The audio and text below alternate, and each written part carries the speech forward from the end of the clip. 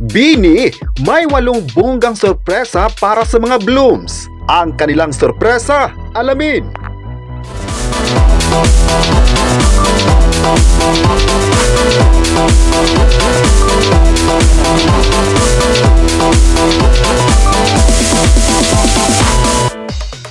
After ng matagumpay na buwan ng Mayo sa Nations Girl Group na Bini, may marami pa silang pasabog sa darating na Hunyo para sa pagdiriwang ng kanilang ika-4 na anibersaryo. Isang month-long celebration na puno ng mga paandar para sa mga solid blooms. Mula sa bagong musika, exciting events, bagong merchandise, hanggang sa mga bagong content ng mga girls. 8 sorpresa na inihanda para sa blooms ang dapat aabangan at hindi dapat palampasin. Matapos ang successful Biniverse Tour sa pinakamalaking sold-out stage abroad sa Coca-Cola Arena sa Dubai noong May 18 at jam-packed show sa OVO Arena sa London noong May 25, Coca-Cola Coliseum sa Toronto noong May 30 at sa theater sa Madison Square Garden sa New York City noong May 31 naman.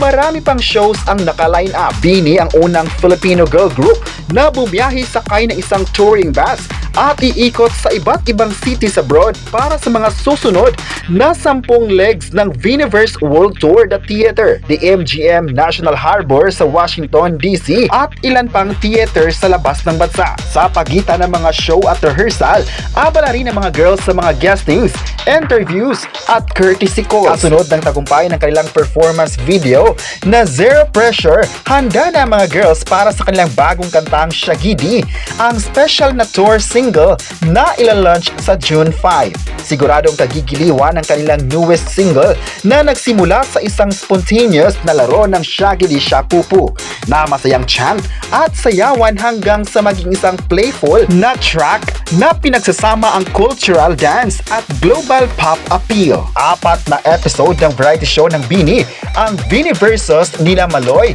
Gwyn, Aya at Stacy ang abangan rin ngayong buwan. Matapos ang Bini versus Episode 1, Tanggal Kulit Course na opisyal nang inilabas sa YouTube channel ng Bini Official.